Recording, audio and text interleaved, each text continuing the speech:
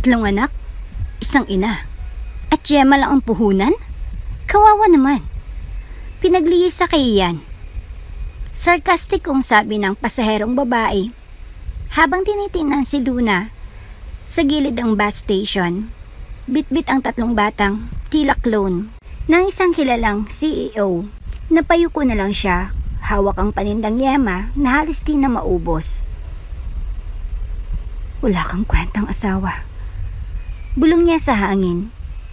Pero bakit sa mga mata nila? Ikaw ang laging hinahanap.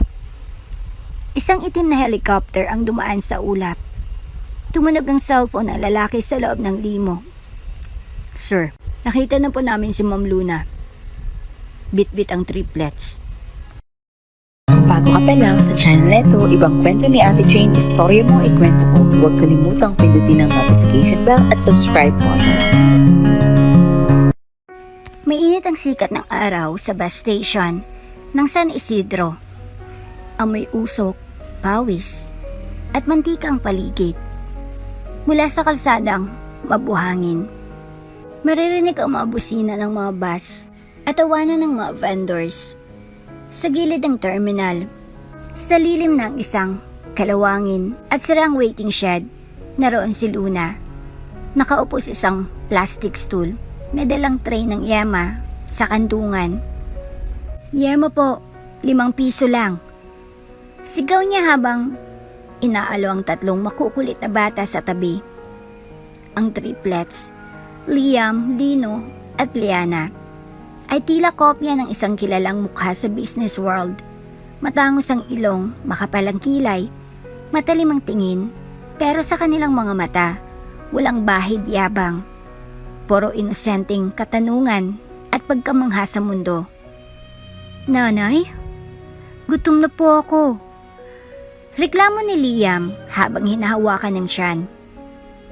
Wala pa tayong benta, anak. Hintayin mo si Kuya, Totoy. Baka bigyan ka ulit ng pandesal. Sagot ni Luna habang pilit ang ngiti. Lumapit ang isang matandang babae, tila pasahero. Magkano sa isang piraso? 5 piso po, nanay. Masiglang sagot ni Luna. Baka lasang asukal lang yan. Sige, isa lang. Bulalas nito habang nag-aabot ng baryang kinakalawang. Salamat po. Sabay ko ni Luna.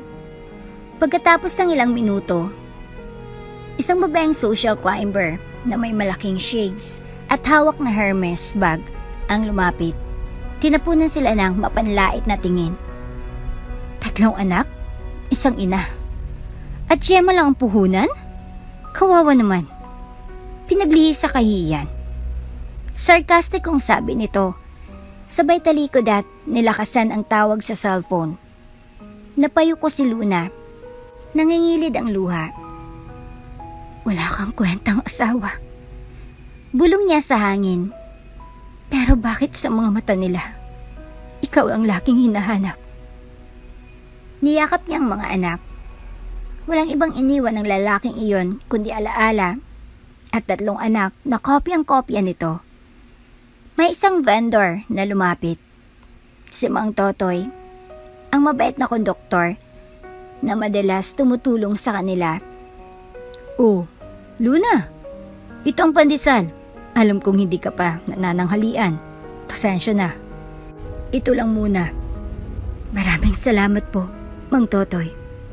Hindi ko po ito malilimutan. Mahina niyang sagot.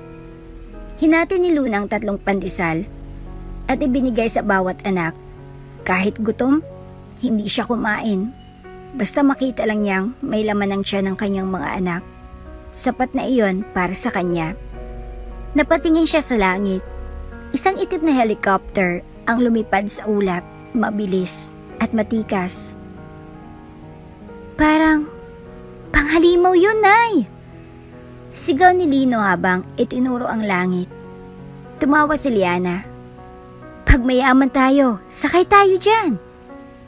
Napangiti si Luna sa loob ng ilang segundo. Ngunit ang ngiting iyon ay mabilis ding napalitan ng lungkot. Hindi niya alam. Dati na siyang nakasakay sa ganong uri ng sasakyan. Dati siyang May mundo na hindi nila kailanman pinakalang bahagi pala nila. Ngunit sa kabilang panig ng bansa, isang lalaking kakagising lang mula sa kanyang business class na limo. Suot ang itim na coat at relong Swiss na higit sa kalahating milyong piso ang halaga. Tumunog ang kanyang cellphone. Sir. Boses sa ni Jules, ang kanyang matapat na assistant. May nakita po akong babae sa bus terminal na nagtitinda ng yema. Bitbit ang triplets na kamukhang kamukha ninyo. Napatingin sa labas ng bintana ng lalaki. Triplets? Sir, walang duda. Kopyang-kopya ninyo. Napatayo siya. Agad na bumuntong hininga sa loob ng kanyang dibdib. May matagal nang nananahimik, nalungkot, na biglang nagising. Prep the jet. Utos niya sa malamig na tinig. Bring them home. Ngunit sa terminal, walang kaalam-alam si Luna sa paparating na unos. Hawak niya ang tray ng yema, habang sa kabilaan ng kalsada ay may mga mata ng lihim siyang minamatyagan. Na isa sa mga tauhan ni Jules, ang kinukuhanan niya ng litrato mula sa malayo. Sa huling eksena ng araw na iyon, makikitang nakatingin si Luna sa 3 anak na natutulog sa kanyang kandungan. Nilampas na nilang edad na 4, ngunit kahit kailan ay hindi sila nakatikim ng gatas mula sa bote ng yaman. Ang yema lang ang pagmamahal ng isang inang iniwan. Sa ika-45 palapag ng isang glass skyscraper sa Makati, ay matatagpuan ang headquarters ng Cortez Enterprises. Ang isa sa pinakamalaki at pinakapinapantayang tech conglomerate sa Southeast Asia. Sa gitna ng executive floor, sa loob ng opisina na halos puro salamin, naroon ang isang lalaking nakaitim na suit, matikas, seryoso, at walang bahid ng emosyon sa mukha. Siya si Elijah Cortez. Cancel the lunch meeting with the investors. I don't do small talk. Malamig niyang utos habang hindi man lang tumitingin sa kanyang assistant. Yes, sir. Sagot ni Jules, sanay na sa pagiging brosko ng kanyang boss. Elijah Cortez, 32 pa lang, ngunit milyonaryo na bago pa man tumuntong sa edad na 30. Kilala sa pagiging matalino, brutal sa negosasyon at walang pakialam sa mga personal na relasyon. Wala siyang asawa, wala ring anak. Ayon sa mga tabloid, walang seryosong babae sa kanyang buhay dahil hindi raw siya marunong magmahal. Meeting in 10. Sabi ni Joel habang inaayos ang tablet. Skip it. Tugon ni Elijah habang nakatingin sa bintana. Sa labas ay tanawang kabuuan ng syudad. Sa kanyang paningin, lahat ng ito ay sa kanya. Lahat ng gusali, lahat ng negosyo, lahat ng impluwensya, kontrolado niya. Pero sa kanyang mga mata, may bahagyang bakas ng pagod. Isang uri ng kalungkutang hindi maipaliwanag ng yaman. Lumapit si Jules bitbit ang isang envelope. Sir, pinapadala ito ng legal team para raw sa annulment petition ng isang dating kasal nyo na kailanman ay hindi natuloy dahil sa aksidente. Tumigil si Elijah. Kinuha niyang envelope, binuksan, at pinagmasdan ang mga papel. Doon nakasulat ang pangalawang hindi niya binigkas ng matagal na panahon. Luna Ramirez Cortez. Paklang biro ng tadhana. Mahina niyang sabi. Hindi alam ng publiko at ni kahit sinong kasamahan niya sa board na minsan na siyang nagpakasal ng palihim, ng patago at ng buong puso. Si Luna, isang simpleng probinsyanang nakilala niya sa isang scholarship program, mainhin, masayahin at may pusong hindi nabibili. Ngunit ilang buwan lamang matapos silang ikasal, naganap ang isang trahedya.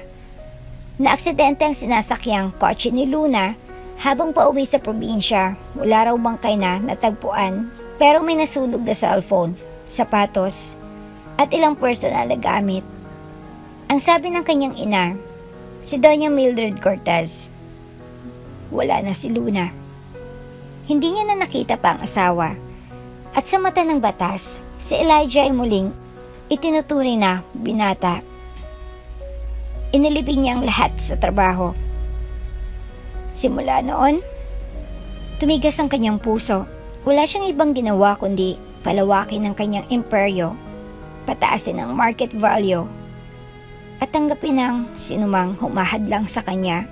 Pero kahit anong taas nang narating niya, may lamat pa rin sa kanyang puso. Jules. Tawag niya habang tinitignan ang isang lumang litrato sa loob ng drawer. Litrato nila ni Luna, kuha noong honeymoon nila sa Vegan. Yes, sir. Naniwala ka ba noon? Napatay na siya. Tanong niya bigla. Sandaling natahimik si Jules. Ang sabi ng mga investigador, wala na raw pong pag-asa at inutos po ng inyong ina na ipa-terminate ang paghahanap. Tumango si Elijah.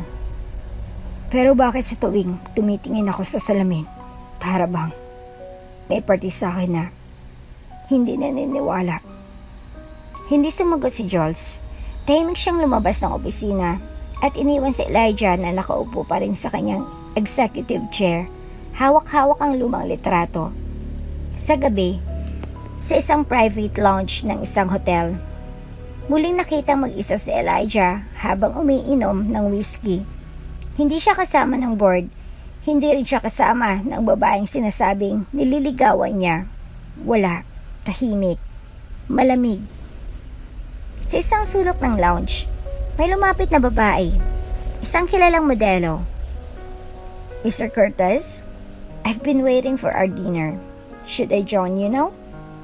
Ngunit walang reaksyon si Elijah. Tinunggay niyang natitirang alak at malamig na tumugon. I don't dine with people I don't love. Nagulat ang babae. Pinilit ngumiti ngunit halatang napahiya. You thought wrong. Sabay tayo ni Elijah at tuluyang iniwan ng babae. Pag-akit niya sa suit, dumungaw siya sa bintana. Sa ibaba, tanaw ang mga ilaw ng lungsod. Pero sa kanyang paningin, ito'y parang mga bituin na walang direksyon, walang halagang yaman kung walang makakahawak ng puso mong yelo. At sa gabi ring iyon, hindi niya alam, may 3 batang kamukhang kamukha niya ang natutulog sa gilid ng bus terminal habang ang nanay nila ay binibilang ang natirang yama sa tray. Sa 2 magkaibang mundo, may isang lihim na unti-unting mabubunyag. At sa tadhana, walang lihim ang maitatago ng habang buhay. Ang tunog ng rolling luggage at announcement ng airline ay nagkalat sa loob ng VIP lounge ng private terminal. Tahimik na nakaupo si Jules, ang assistant ni Elijah, habang pinagmamasdan ng paglapag ng jet ng Cortez Enterprises. Wala sa kanyang hitsurang kahit anong kaba, pero sa loob niya, kumakabog ang puso. Hawak niya ang cellphone.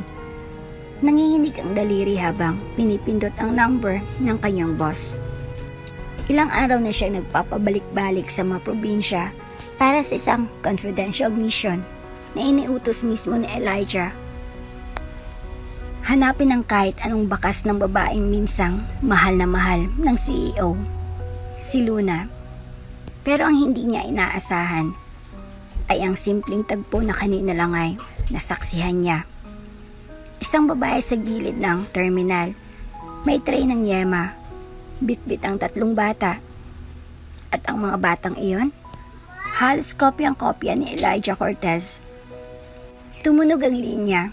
Saglit pa'y sumagot ng kabilang dulo. Jules, nasa biyaya ko. Shorten this. Sir. Hingal pa ni Jules. May nakita po akong babae sa bus terminal sa San Isidro.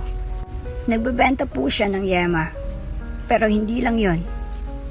Bitbit niya ang triplet, sir. Kamukha nyo. Kamukhang kamukha nyo. Tahimik ang linya. Sir, nandyan po kayo? May kaluskos sa kabilang linya. Parang biglang naupo ang lalaki. Triplets? Malamig pero nanginginig ang boses ni Elijah. Opo sir, 3 bata. Parehong pareho sa inyo. Ang itsura nila, parang mini version nyo. At sir, yung babae, hindi man ako sigurado agad. Pero sa dami ng litrato ni Ma'am Luna na nakita ko noon sa office nyo, malaki ang posibilidad na siya yun. Muling natahimik si Elijah sa linya. Hindi siya makagalaw. Nakatitig lang siya sa isang walang laman na wine glass sa kanyang harapan. Ang pangalan ni Luna, ang triplets. At ang posibilidad, lahat iyon ay parang kulog sa tahimik niyang mundo. Hindi pwedeng siya yun. Patay na siya. Mahina niyang sabi, halos bulong. Sir, buhay siya. Sagot ni Jules, puno ng paninindigan. At base sa mga nakita ko, matagal na siyang namumuhay sa terminal. Hindi siya kilala ng kahit sino bilang asawa niyo. Pero yung mga bata, sir, tumingin lang kayo sa litrato. Naputol si Jules nang magsalita si Elijah. Sa mababang ngunit matigas na tinig. Prep the jet. Bring them home. Nagulat si Jules sa bilis ng utos. Yes, sir. I'll coordinate with the ground team now. Send me live footage. I want eyes on them. 24/7 until I arrive. Copy, sir. Mabilis na tumayo si Elijah mula sa kanyang upuan. Sa limusina, papunta pa lang sana sa isang board meeting. Tinapon niya ang tablet. Kinansela ang schedule at agad tumawag sa security team. Ang utos ay malinaw. Ihanda ang jet, maghanda ng pilot, clearance sa runway, at backup team. Ang target, isang ina at 3 bata sa terminal. Sa kabilang panig, si Luna'y tahimik na pinapasuso ang isa sa triplets gamit ang bote ng tubig na nilagyan niya ng gatas. Pulbos na halos wala ng lasa. Pinagpapawisan siya pero pinilit pa ring ngumiti habang pinapanood ang 2 anak na naglalaro ng tansan sa gilid ng kariton. Nanay, ang saya ng tansan! Sigaw ni Lino. Bukas, may bago tayong laruan. Promise. Pangako ni Luna kahit hindi niya alam kung saan kukuha ng pambili. Hindi niya alam. Ilang metro lang mula sa kanya ay may mga mata nang nakatingin. Isang lalaki na may shades at hawak ng mini drone cam ang kumukuha ng footage ng kanyang ginagawa. Lahat ng kilos niya mula sa paghagod sa likod ng anak hanggang sa tahimik na pagbulong ng dasal habang inaayos ang yema ay na-record. Ang footage ay agad na pinasa kay Jules at si Jules agad na ipinadala ang clip kay Elijah. Sa loob ng jet, habang hinihintay ang pag-take off, binuksan ni Elijah ang video. Ang unang frame, si Luna, nakaupo. Yakap ang 3 batang kamukhang kamukha niya. Ang mga mata ng bata ay parang salamin ng sarili niyang mga mata. Tumulang whiskey mula sa hawak niyang baso. Nanginginig ang kamay ni Elijah habang pinipindot ang pause sa video. Luna. Bulong niya. Hindi pa rin siya makapaniwala. Ilang taon siyang naniniwala na patay na ito. Ilang taon siyang bumangon sa ideyang wala na ito sa mundo. Pero ito, sa isang maruming terminal, buhay humihinga. At may dala pang 3 ebidensyang hindi siya kailanman inabandona. Hindi na ito ordinaryong misyon. Ito ay pagbawi. Bago ang karito ng Yema at buhay sa terminal, si Luna Ramirez ay isang matalinong estudyante probinsyana na nabigyan ng scholarship sa lungsod. Anak siya ng isang labandera at isang karpintero sa bayan ng Silang, Cavite. Hindi marangi ang buhay nila, Pero masipag at puno ng pangarap si Luna. Isa siya sa mga napiling scholar ng Curtis Foundation. At dito nagsimulang hindi inaasahang yugto ng kanyang buhay. Siya po si Luna Ramirez, top scholar from Silang. Pagpapakilala ng head ng foundation habang iniharap siya kay Elijah Cortez, batang CEO ng Cortez Enterprises. Ang unang tingin ni Elijah kay Luna ay may halong paghanga. Hindi man sosyal sa pananamit, may kakaibang ningning sa mga mata ng dalaga, matatag, totoo, at hindi natitinag. Ilang beses silang nagkasalubong sa campus sa mga susunod na linggo. Pero isang gabi, matapos ang event ng foundation, naglakas loob si Elijah. Gusto mo bang kumain sa labas? Bilang pasasalamat ko sa dedikasyon mo. Napatingin si Luna. Sigurado po kayo? Ako po yung scholar lang. Scholar na hindi lang matalino, kundi may dignidad. Gusto kong makilala ka, Luna. At doon nagsimula ang kanilang lihim na pagkakaibigan na nauwi sa pag-iibigan. Makalipas ang isang taon, sa isang simpleng seremonyas sa kapilya ng Tagaytay, ikinasal sila. Walang press, walang engranding selebrasyon. Si Lunang may hawak ng kanyang bouquet na siya mismo ang pumitas. Ngunit sa puso niya, siyang pinakamasayang babae sa mundo. Lumapit sila sa isang bahay sa Batangas para manirahan ng tahimik, malayo sa media. Doon nila inumpisan ang buhay ng mag-asawa. Si Elijah, kahit abala sa negosyo, umuwi tuwing weekend. Si Luna naman ay nagluto, nagtanim ng mga bulaklak, at unti-unting sinimulang pangarapin ng magkaroon ng pamilya. Ngunit hindi naging madali ang lahat. Hindi mo siya pwedeng pakasalan. Galit na boses ni Doña Mildred Cortez, ang ina ni Elijah, ang unang nagbanta sa katahimikan nila. Too late, ma. Kinasal na kami. May hinahong sagot ni Elijah. Anong malay mo kung kinagamit ka lang yan?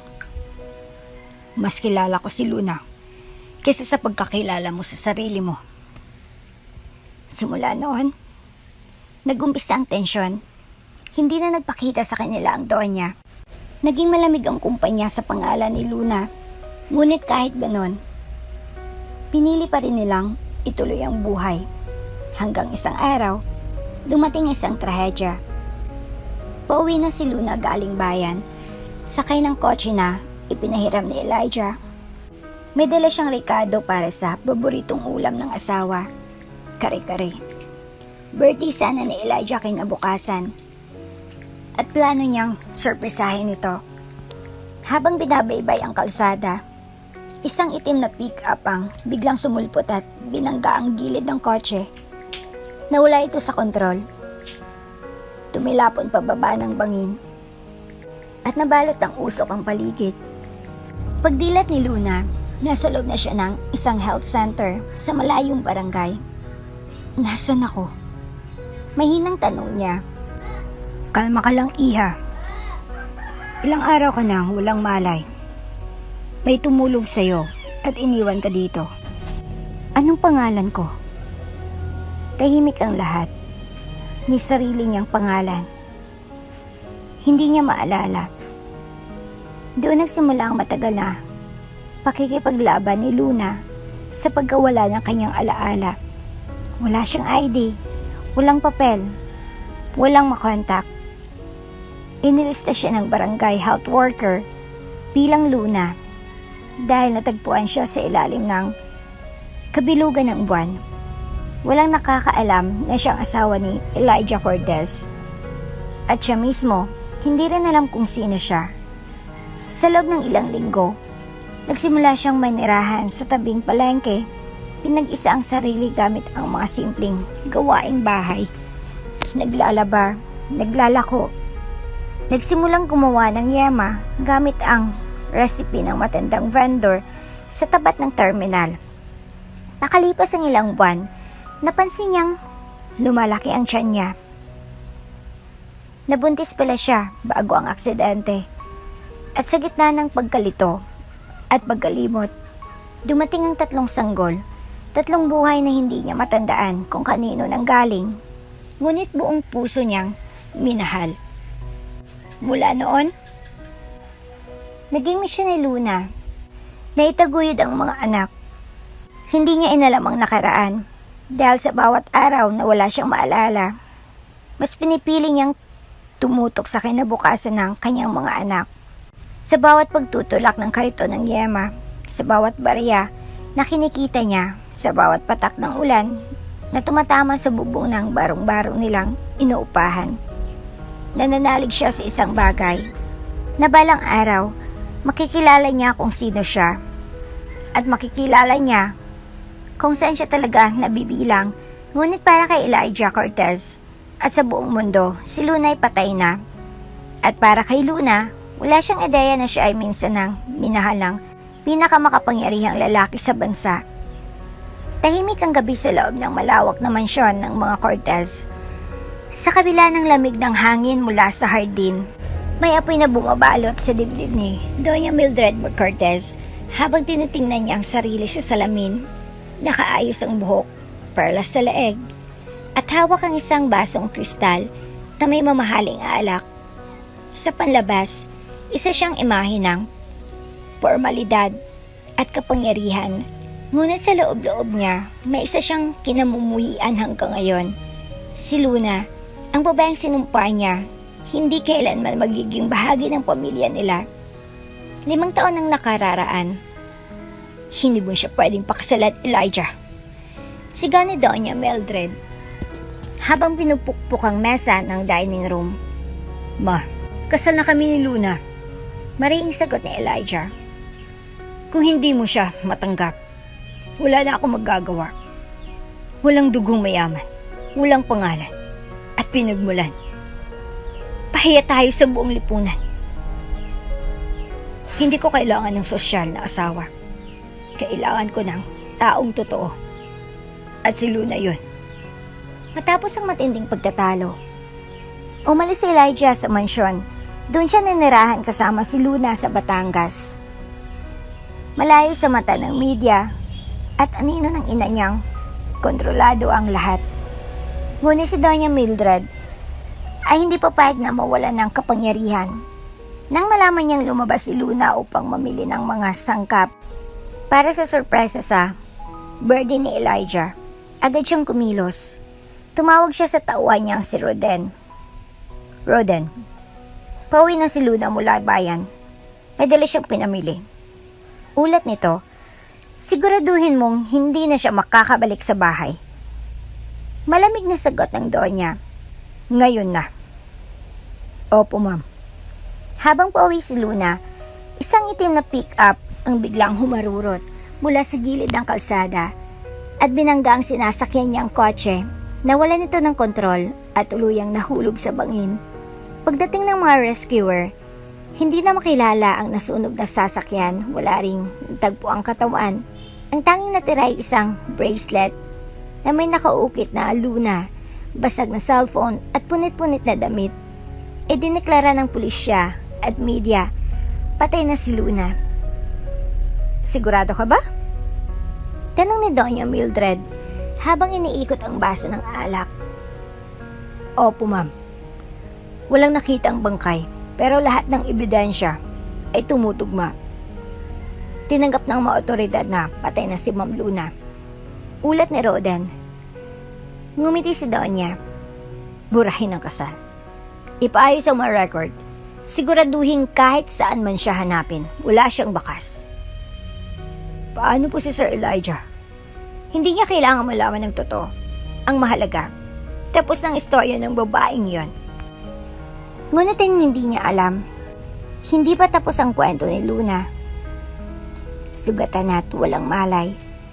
Natagpuan si Luna ng ilang magsasaka sa paanan ng bundok at isinugod sa isang maliit na health center. Matagal bago siya nakarecover.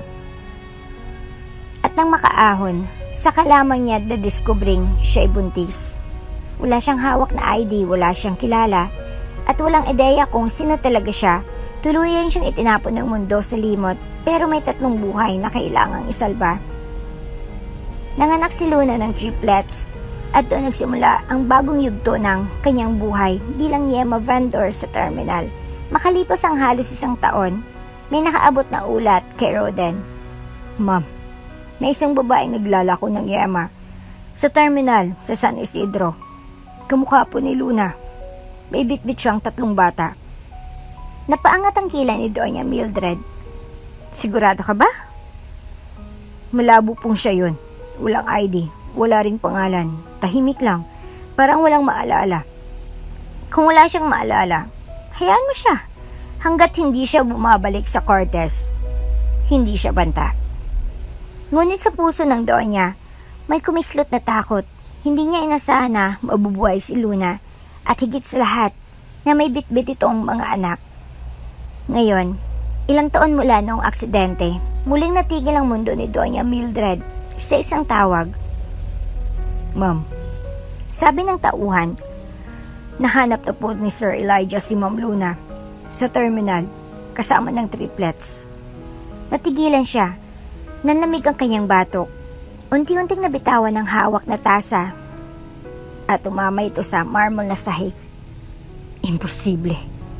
Mahinang bulong niya, ngunit alam niyang totoo. Ang babaeng pinaniniwalaan niyang patay na. Ang babaeng pinilit niyang burahin sa mundo ni Elijah. Buhay na buhay. At ngayon, ay may 3 batang ebidensya ng kasalanang hindi niya na may ikakaila. Mainit ang araw sa San Isidro Terminal. Sa gitna ng mga bus, pasahero, at vendors, may isang babaeng tahimik na nagtutulak ng kariton. Nakasuot siya ng simpleng blouse at lumang maong. May sombrero sa ulo at may 3 maliliit na batang naglalakad sa tabi niya. Yema po! 5 piso lang! Bili na po kayo! Sigaw ni Liam habang hawak ang isang tray. Bili na po! Masarap to! Gawa ni nanay! Dagdag ni Lino habang karga naman ni Liana ang isang pirasong yema sa supot. Ang kanilang nanay, si Luna, ay walang ibang baon kundi lakas ng loob at paulit-ulit na dasal. Wala siyang naalala tungkol sa kanyang nakaraan. Walang alaala kung sino siya noon, kung saan siya galing o kung sino ang ama ng kanyang mga anak. Ang alam lang niya, nang magkamalay siya sa isang health center ilang taon nang nakalipas, bitbit niya na sinapupunan ng mga triplets. At simula noon, pinili niya nang lumaban araw-araw, kahit walang pangalan, kahit walang kinabukasan. Minsang narinig niya ang isang vendor na nagtatawa sa tabi. Baka yan ang galing sa party na buntis na iwan. Tapos ngayon, palimos ng buhay. 3 anak, pero isa, walang amang kasama? Marangi yumuko si Luna. Hindi siya sumagot. Hindi siya tumingin. Sanay na siya sa ganitong mga salita.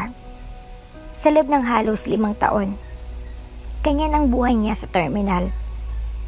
Pero tuwing tinitingnan niya ang 3 bata na masayang tumatakbo sa gilid ng terminal, doon siya kumukuha ng lakas.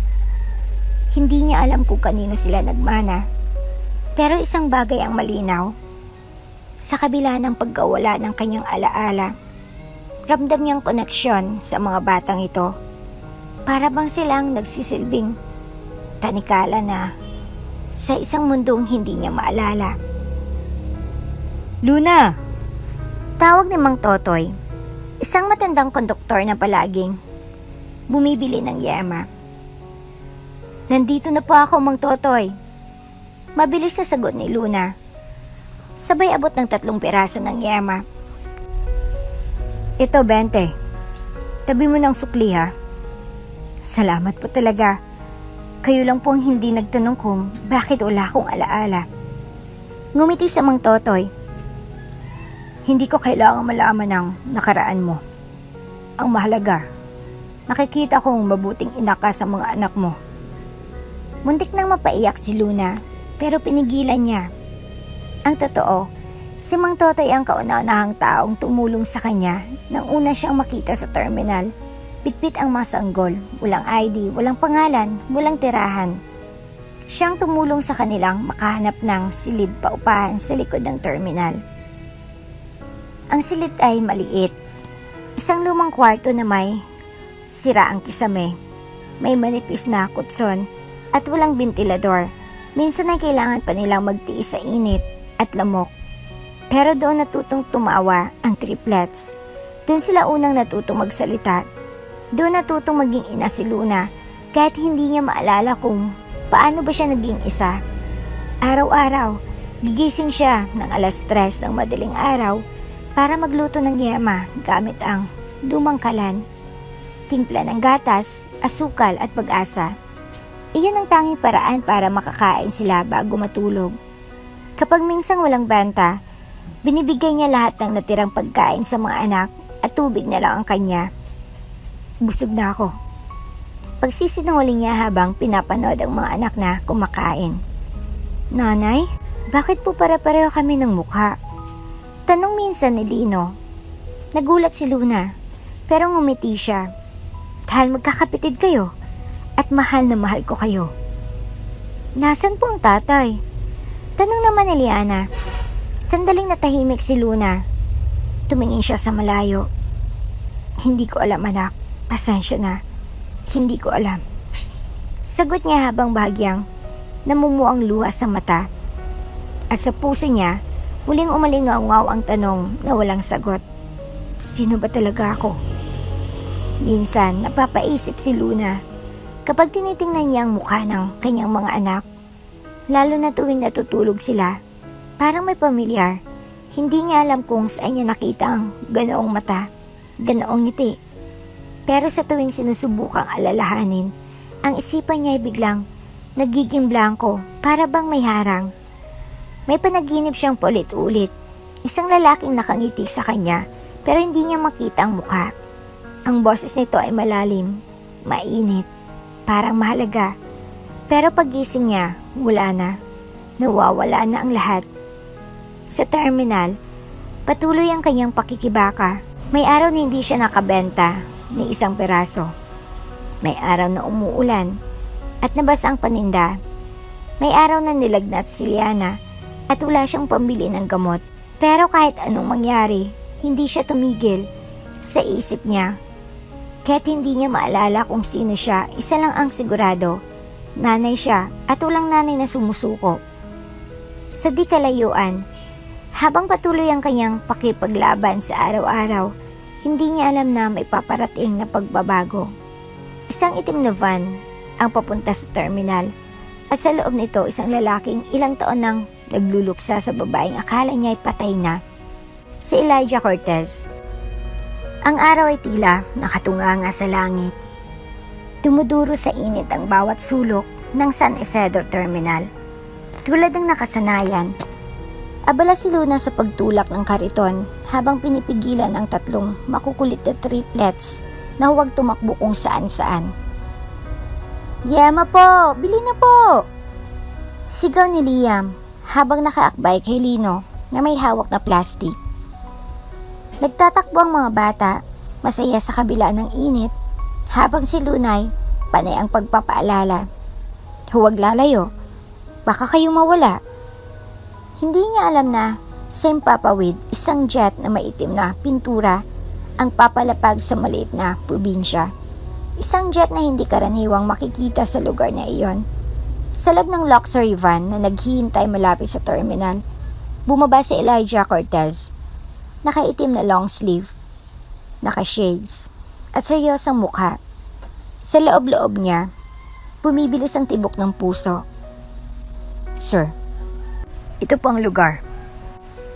Sa gilid daw siya ng waiting shed, kadalasang naglalako. Sabi ni Joel sabang hawak ang tablet na may picture ni Luna. Matagal nang kuha pero hindi nagbago ang hitsura. Tahimik si Elijah. Hindi niya alam kung paano siya haharap. Hindi niya rin alam kung makikilala pa siya ng babaeng mahal niya noon. Let me go alone. Utos niya. Stay here. Pagkababa ni Elijah, dahan-dahan siyang naglakad. Ang paligid ay amoy asfalto, usok ng bus at pawis ng mga tao. Tila bumagal ang oras. Sa dulo ng terminal, nakita niyang isang babaeng may dalang yema. Pinapalibutan ng 3 bata. Napahinto siya. Hindi siya makahinga. Si Luna. At ang mga bata, hindi may tatanggi, kamukhang kamukha niya. Lumapit siya ng bahagya. Luna. Mahina niyang tawag. Hindi lumingon ng babae, habala ito sa pag-aayos ng mga paninda. Lumapit pa siya hanggang halos ilang hakbang na lang ang layo nila. Luna. Mas malakas ngayon ang boses niya. Napalingon si Luna. Nagtamang kanilang mga mata. Saglit na katahimikan, si Luna ay tila nagtataka. Tinignan niya ang lalaki mula ulo hanggang paa. Parang may gustong maalala pero wala. Ngumiti si Elijah. Pilit pinapawi ang kabang bumabalot sa dibdib niya. Luna. Ako to. Si Elijah. Pero nagkunot lang ang noo ng babae. Pasensya na po, sir. Bibili po ba kayo ng yema? Parang binagsakan ng langit si Elijah. Tinignan niya ang mga mata. Ngiti ang mga ito. Parang walang alam sa nangyayari. Luna, hindi mo ba ako naaalala? Ako ang asawa mo. Ngunit umiling si Luna. Wala pa akong asawa. Namutla si Elijah. Napalunok siya. Pinilit maging kalmado. Ang mga batang yan. Sila. Sina Liam, Lino, at Liana. Hindi ba? Mga anak natin. Mas lalong natahimik si Luna. Hindi niya alam kung paano sasagutin ang lalaking tila mas kilala siya kaysa sa sarili niya. Pasensya na po. Pero wala po akong maalala. Hindi ko po kayo kilala. Sagot niya habang pinoprotektahan ang mga bata sa likod niya. Muli siyang yumuko. Pilit na iniwas ang tingin. Anong ibig mong sabihin? Karaggal ang boses ni Elijah. Hindi mo ako kilala? Hindi mo ako maalala? Umiling si Luna. Halatang naiilang.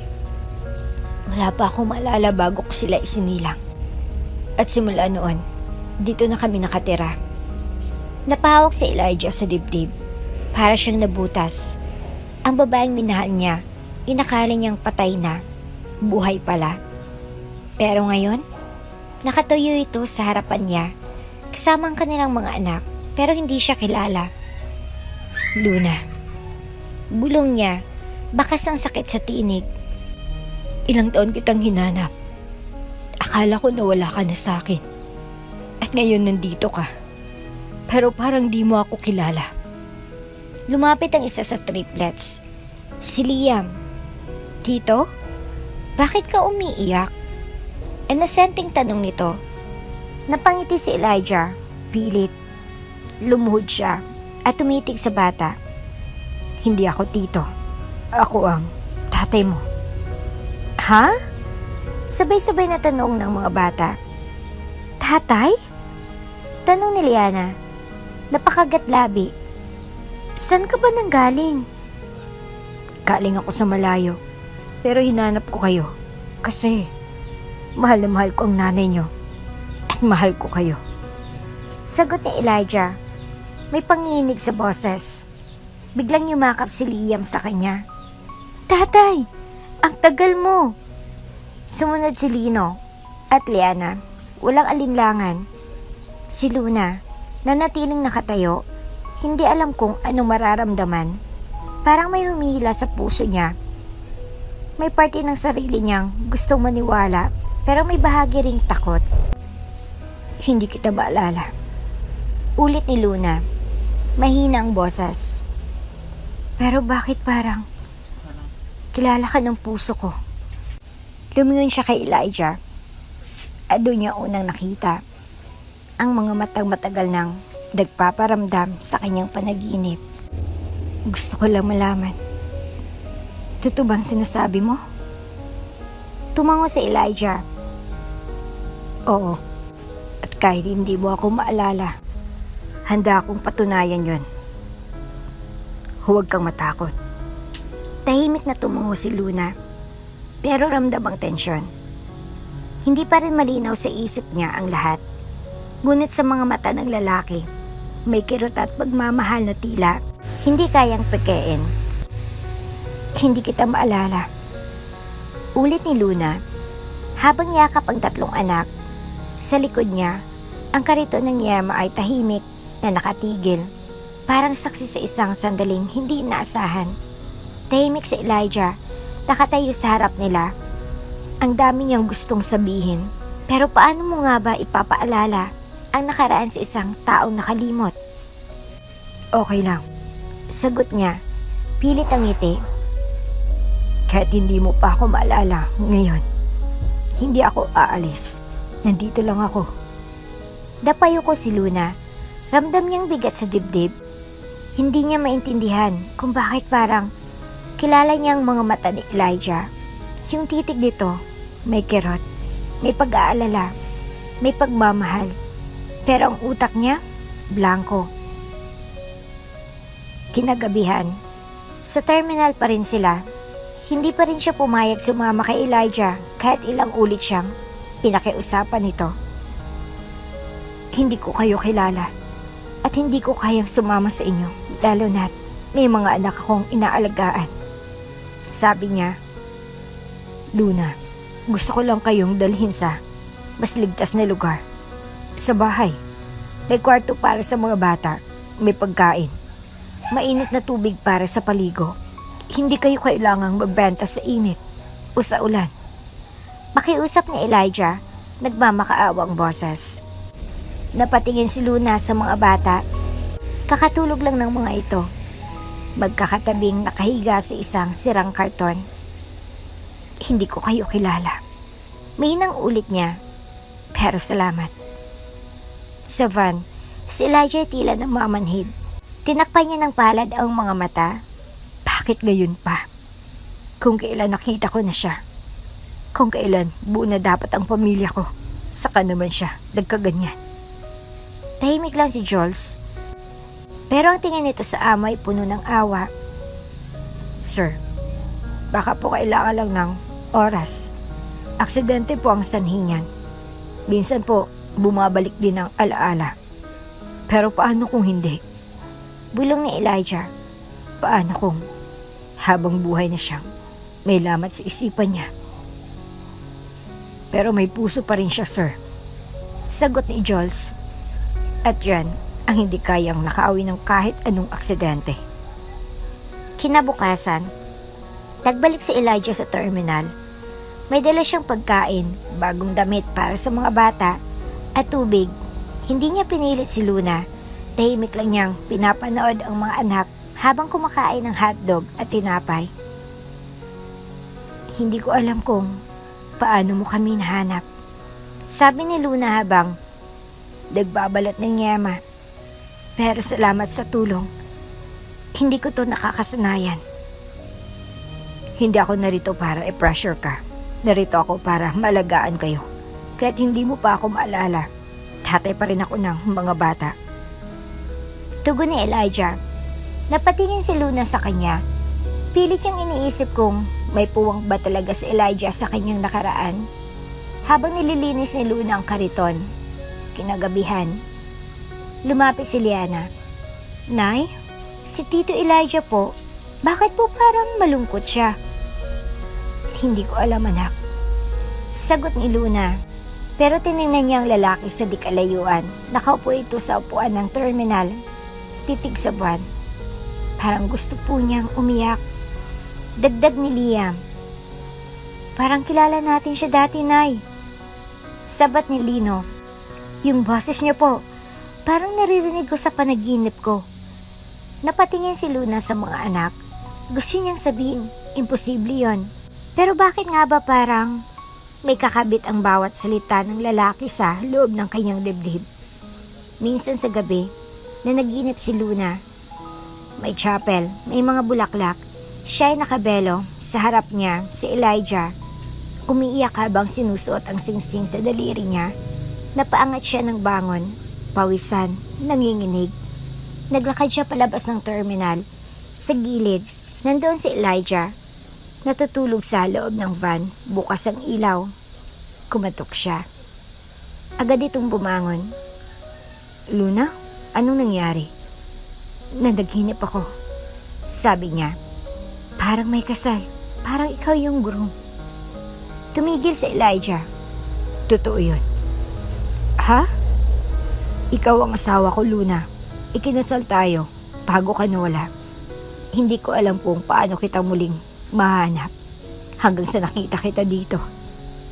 Napalunok si Luna. Tila bumilis ang tibok ng puso niya. Hindi dahil sa kabalang, kundi dahil may parte ng sarili niyang gustong umiyak dahil parang may nawalang mahalaga. Hindi ko pa rin maalala. Sabi niya, garal-gal ang tinig. Pero hindi ko alam kung bakit. Sa bawat titig mo, parang may humihila sa akin. Siguro ang puso mo. Naalala pa ako. Sagot ni Elijah, malungkot ang ngiti.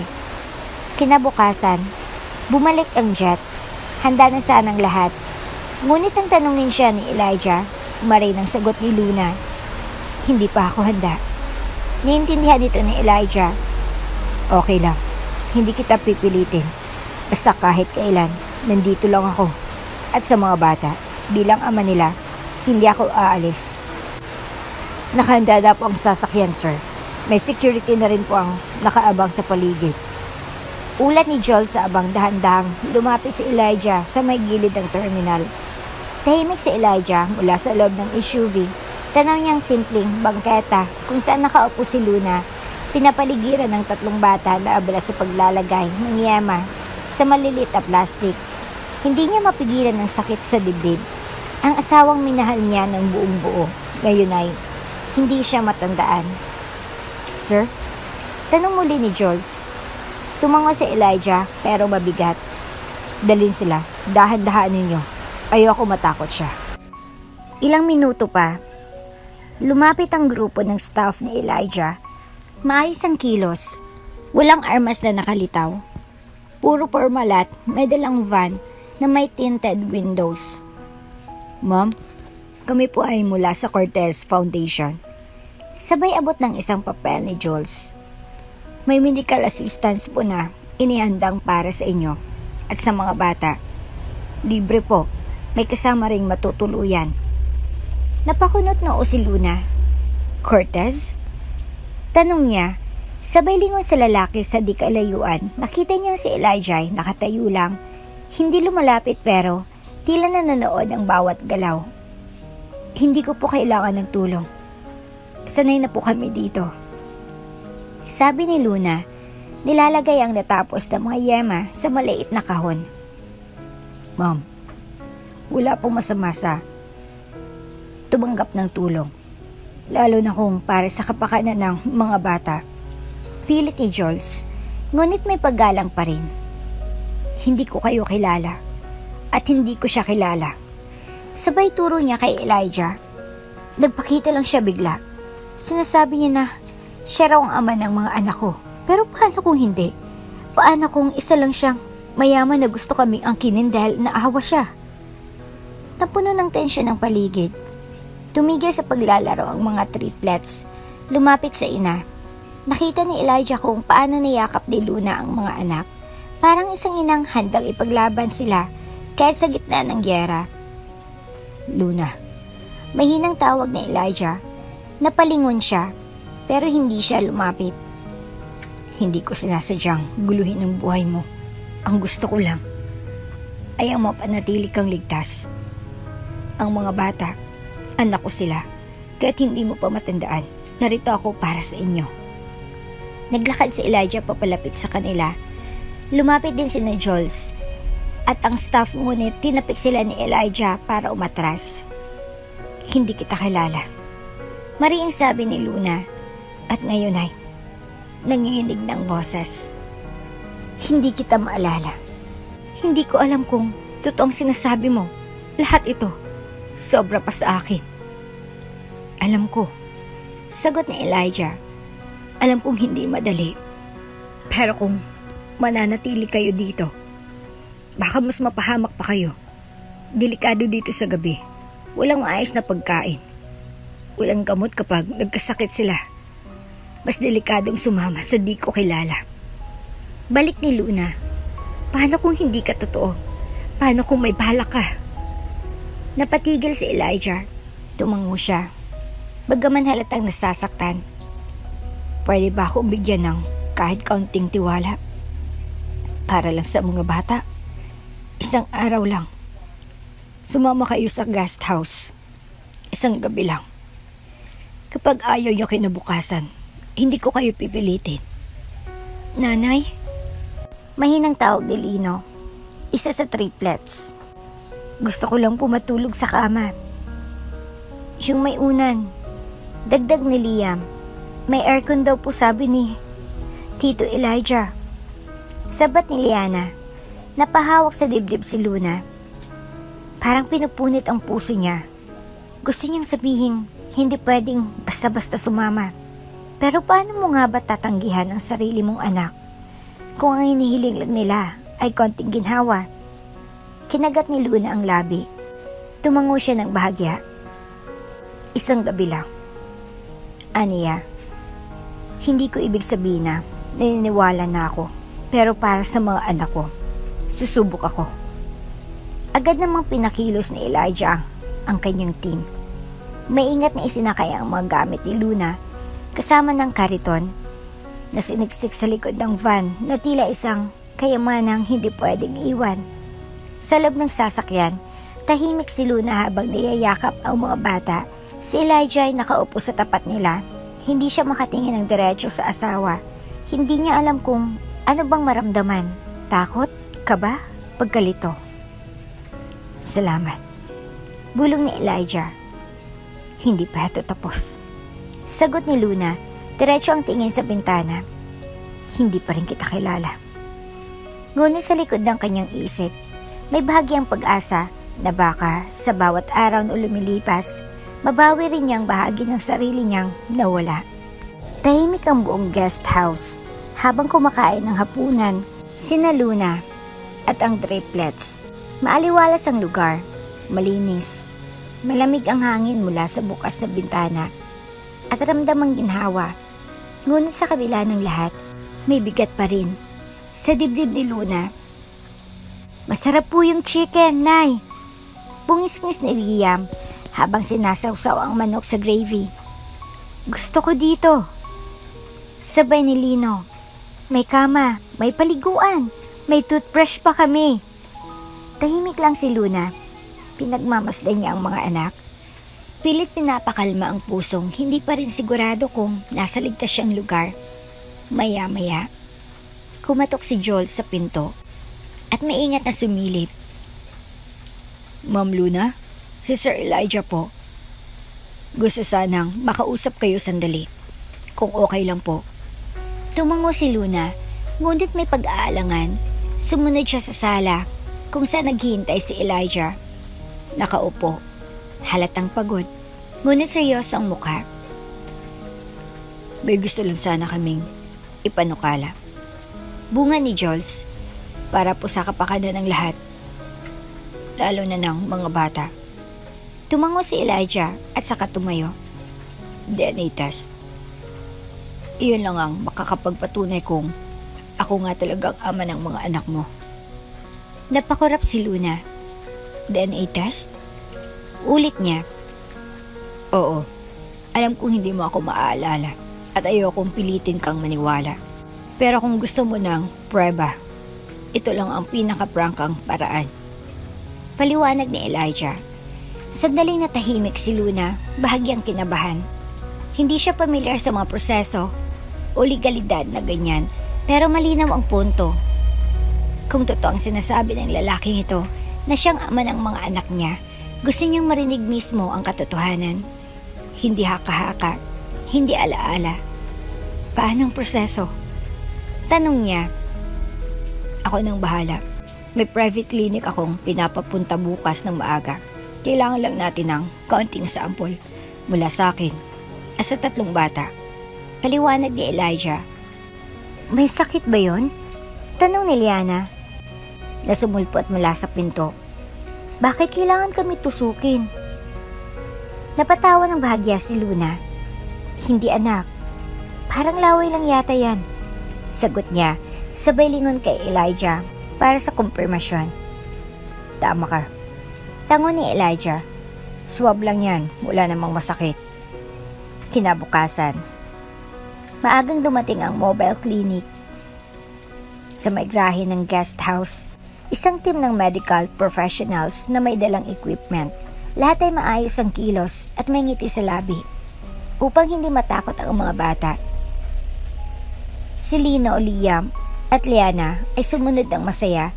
Iniisip pa parang laro lang ang proseso. Parang brush lang ng dila pala to. Tili ni Liam habang kinukuhanan siya ng sample. Tahimik lang si Luna, nakaupo sa gilid habang pinagmamasdan ang bawat galaw ng medical team. Nakaramdam siya ng kaba. Hindi para sa proseso kundi para sa resulta. Paano kung totoo nga? Paano kung itong lalaki na ito ang ama ng mga anak niya? Pero hindi niya pa rin maalala. Nang matapos ang test, tilapitan siya ni Elijah. Lalabas ang resulta sa loob ng 2 o 3 araw. Aniya, habang hinintay, sana manatili kayo rito. Tiningnan siya ni Luna. Di alam kung anong isasagot. Wala ko intensyong kontrolin ka, Luna. Gusto ko lang malaman mo na kung anong totoo at kung sakaling totoo nga na anak ko ang mga bata. Ayoko nang mawala pa ulit kayo. Hindi sumagot si Luna. Tumango lang siya at saka muling lumapit sa mga anak. Habang lumalalim ang gabi, pinagmamasdan ni Luna ang mga triplets habang natutulog. Tahimik ang silid, ngunit gising ang kanyang isipan. Ang dami niyang tanong. Bakit siya iniwan? Saan nanggaling ang lahat ng takot niya? Bakit kahit walang alaala ay tila may bahagi sa puso niyang kumakapit sa pangalang Elijah? Bumalik sa isip niyang tanong ng isang doktor noong siya nagkamalay sa ospital taon nang nakalilipas. Ano pong pangalan niyo? At ang sagot niya, hindi ko po alam. Ngayon, ilang taon nang lumipas, hindi pa rin niya mabuo ang sarili niyang pagkatao. Pero ngayon, narito siya sa isang guest house na ang laki ay parang hotel, kasamang mga anak at isang lalaking sinasabi ng puso niya na pamilyar kahit walang alaala. Biglang tumunog ang pinto. Tumayo siya at sumilip. Si Elijah, may dalang gatas at tinapay. Baka gutom ka pa. Aniya, may ngiti. Salamat. Mahinang sagot ni Luna. Alam kong mahirap.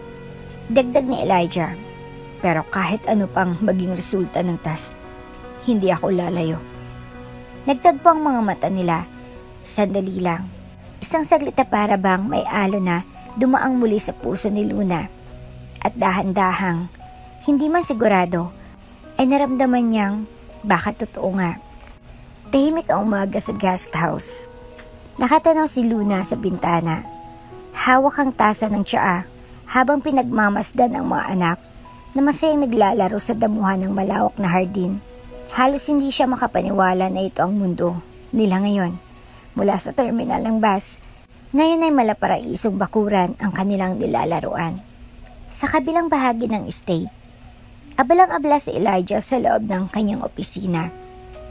Jules, siguraduhin mong darating ang mamayang hapon ang bagong set ng laruan na pina-order ko para sa kambal. Bili ni Elijah habang nilalagdaan ng ilang papeles. Opo sir, nakaschedule na rin po ang interview ng mga yaya at tutors na personal mong pinili. Tumango si Elijah. Kailangan nila ng komportabling buhay. Hindi sapat na ibalik ko sila sa piling ko. Kailangan kong iparamdam sa kanila na mahalaga sila. Maya-maya pa ay dumating ang interior designer. Mr. Cortez, nais po sana naming finalize ang disenyo ng playroom para sa triplets. Elijah na lang. Sagot niya sabay ngiti. At siguraduhin yung may kanya-kanyang corner ang bawat isa. Si Lino mahilig sa trend. Si Liana mahilig sa coloring books. Si Lia mahilig sa mga puzzles. Ayoko ng generic. Gusto ko personalized para sa kanila. Napangiti ang designer. Noted po, Elijah. Habang lahat ay abala sa paghahanda, sa guest house ay napansin ni Luna ang ilang staff na nag-aayos sa paligid. Para saan po yung mga decorations? Tanong niya sa isang housekeeper. Ma'am, utos po yan ni Sir Elijah para raw po sa mga bata. Nagulat si Luna. Ang dami naman. Para sa isang fiesta. Ganun po talaga si Sir. Mula nung dumating kayo, araw-araw siyang may pinapagawa, lahat para po sa inyo. Napatigil si Luna. Hindi man niya maalalang nakaraan nila ni Elijah, may bahagi ng puso niya ang tila na antig sa ginagawa nito. Sa tanghalian, sabay-sabay silang kumain ng triplets. Sumabay si Elijah at sa bawat kwentuhan ng mga bata, tahimik siyang nakikinig at ngumiti. Papa Elijah, pwede po ba kaming magbike? Tanong ni Liam. May parating na bike bukas. 4 yon. Isa para sa'yo, isa kay Lino, isa kay Liana, at isa kay Nanay Luna. Natawa si Luna. Ako? Marunong pa ba akong magbike? Kung hindi mo maalala, tuturuan ka naming muli.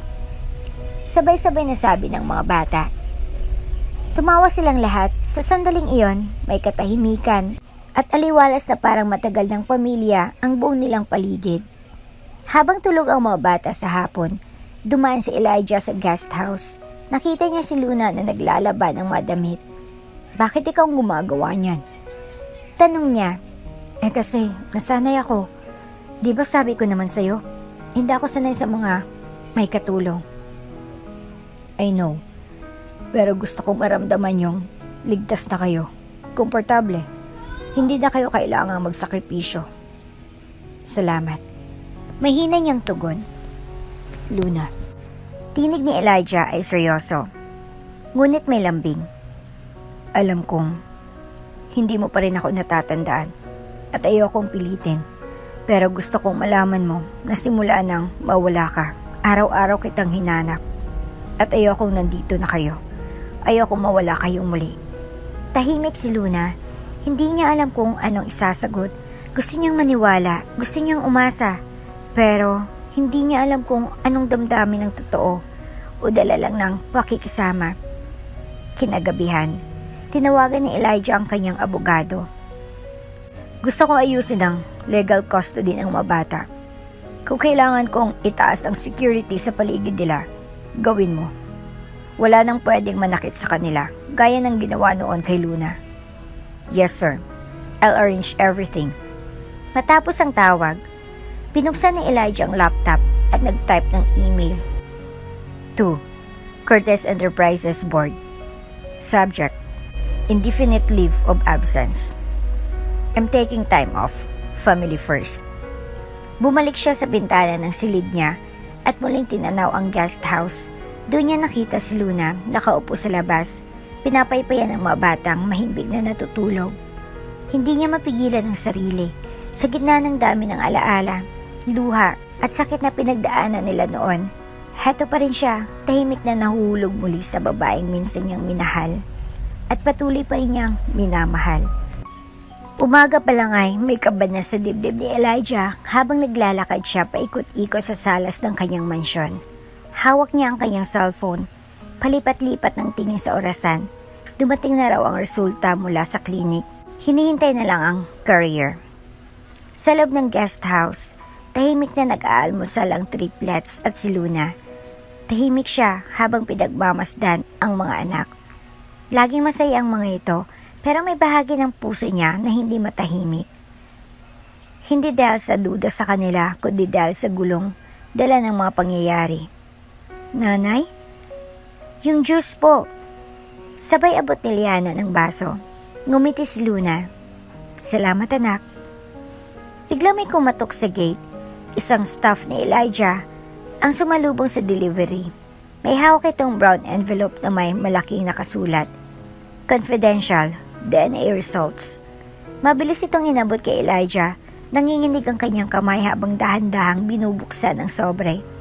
Habang unti-unting lumilitaw ang dokumento sa loob, kumabog ng husdo ang puso niya. Para bang isang hatol ito, Isang katotohanang maaring magpanatag o tuluyang magwasak ng natitirang pag-asa. DNA test result.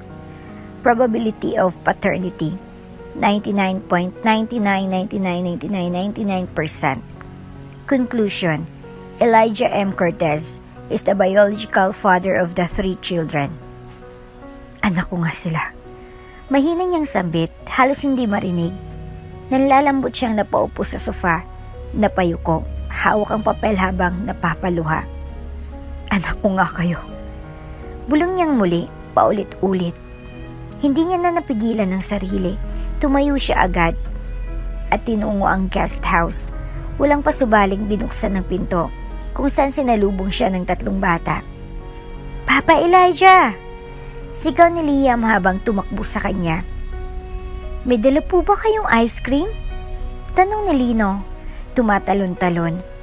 Hindi na nakasagot si Elijah, agad niyang niyakap ang 3 bata, mahigpit, buong pusong yakap ng isang amang matagal nang pinapangarap makita ang kanyang mga anak. Anak ko kayo. Bulog niya habang luha ang bumalot sa kanyang mga mata. Sa likuran nila, nakatayo si Luna, hawak ang tasa ng kape, nakatitig sa eksena. Hindi siya makagalaw. Hindi rin niya maipaliwanag ang nararamdaman. Parang may umuukit sa dibdib niya habang pinagmamasdan ang dagpong iyon. Siya nga ba talaga? Tanong ng isip niya. Ama nga ba talaga sila ng mga anak ko? Hindi niya masabi kung tuwa ba ang nararamdaman niya o kaba.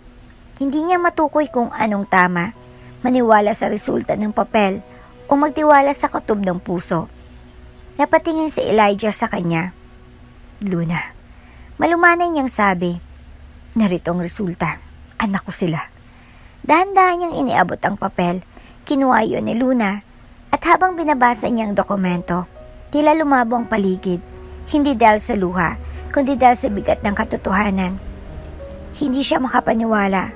Oo, sa loob ng taon na lumipas. Wala ni minsang nagtanong ang puso niya kung kanino nanggaling ang mga bata. Para sa kanya, sila'y bahagi ng kanyang pagkatao. Ngunit ngayon, napatunayan ng agham. May ama sila at ang ama nila ay isang estrangherong bigla na lamang sumulpot at sinabing asawa niya raw ito dati. Salamat sa pagsabi. Mahinang sambit ni Luna habang ibinabalik ang papel. Pero, kahit may papel, kahit may prueba, hindi ko pa rin maalala. Nalungkot ang mukha ni Elijah. Naiintindihan ko. Sagot niya. Hindi ko hinihingi na maniwala ka agad. Pero, sana bigyan mo kami ng pagkakataon. Ako, ang mga anak natin. Hindi ko alam kung kaya ko pa. Sagot ni Luna. Sa dami ng tanong sa puso ko, sa dami ng hindi ko mahanap na sagot. Tumahimik siya, pinagmasdan ng mga anak, masaya, masigla, walang kamalay-malay sa gulong nagaganap sa paligid nila. Pero isa lang ang sigurado ako. Dagdag ni Luna, mahal ko ang mga anak ko, kaya't wala akong maalala. Sila ang dahilan kung bakit ako nabuhay. Tumango si Elijah, at sila rin ang dahilan kung bakit hindi ako sumuko sa paghanap sa'yo. Tahimik silang nagkatitigan, walang nagsalita ng matagal, ngunit sa mga mata nila, may usapang hindi kailangan ng salita, may sigaw ng damdamin na pilit nilulunod ng nakaraan. Sa gabing iyon, tahimik na natulog ang triplets, yakap-yakap ang kani-kanilang mga laruan. Si Luna, tahimik na nakaupo sa balkonahe, habang si Elijah ay nasa kabilang dulo ng patio. Pareho silang gising, pareho silang tahimik, pareho ring may mga tanong sa puso. Ang pagkakaiba, si Elijah ay sigurado sa nararamdaman niya. Si Luna ay hindi pa rin alam kung sino siya sa mundong iyon. Tahimik ang gabi sa guest house ng Cortez Estate. Ang lamig ng hangin ay tila nagdadala ng panibagong alaala. Sa isang sulok ng sala, nakita ng kambal ang isang lumang music box sa loob ng kahon ng laruan. Makintab ito, may ukit na bulaklak at pangalan sa ilalim. To Luna, Love, Elijah. Anong meron dito? Tanong ni Liam, ang pinakabibo sa triplets. Pampatulog siguro ito. Sabay ikot ng isa sa mga bata sa spring ng music box. Tumunog ang musika, isang pamilyar na himig na di mapailiwanag kung bakit napakakalmado ngunit may kirot sa puso. Si Luna, nanoy nasa itaas, biglang napahinto sa ginagawa. Parang may humaplo sa kanyang isip, isang tunog, isang alaala. Dahan-dahan siyang bumaba ng hagdan. Takot na hindi mawari. Nang marating ang sala, nanlaki ang kanyang mga mata. Nakita niyang music box na inikot pa ng mga bata habang nakangiti. Tumigil siya sa tapat ng music box. Parang may hinihintay, isang tibok ng puso, isang peraso ng nakaraan. Bigla, isang flash sa isipan. Flashback. Isang hardin, maliwanag ang araw.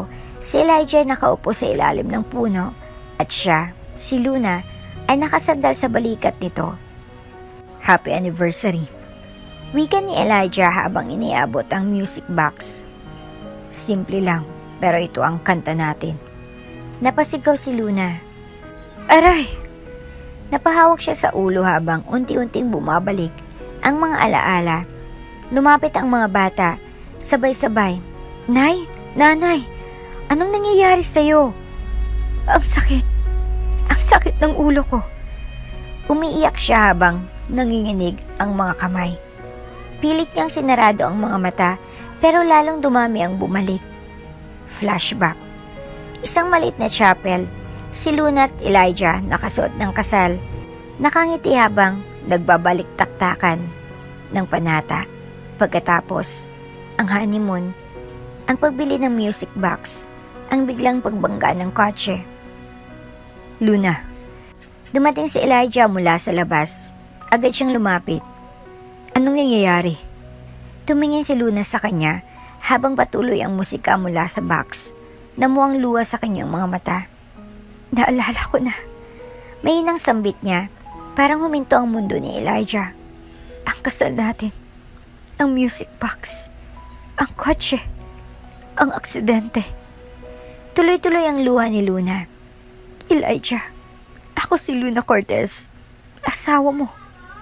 Napasandal si Elijah sa upuan. Hindi makapaniwala. Thank God. Ngunit biglang nag-iba ang mukha ni Luna. Naging malamig ang tono. Pero bakit ngayon lang? Napatigil si Elijah. Anong ibig mong sabihin? 3 taon, Elijah. Nanginginig ang boses ni Luna. 3 taon akong nagtitinda ng yama sa terminal. Mag-isa. Walang maalala. 3 taon akong walang asawa. Walang pangalan. Walang boses. At ngayon lang ako hanapin? Luna, hindi mo naiintindihan. Akala naming lahat, patay ka na. Nawalan ka ng alaala. Hindi ka rin nahanap kahit anong gawin namin. 3 taon akong nabuhay sa hiya at hirap. Nangingilid ang luha sa mata ni Luna. Samantalang ikaw, CEO pa rin, kumakain sa mamahaling restaurant, nakakotse, mayaya, may driver. Luna, nanginginig ang boses ni Elijah. Hindi ko ginustong nangyari.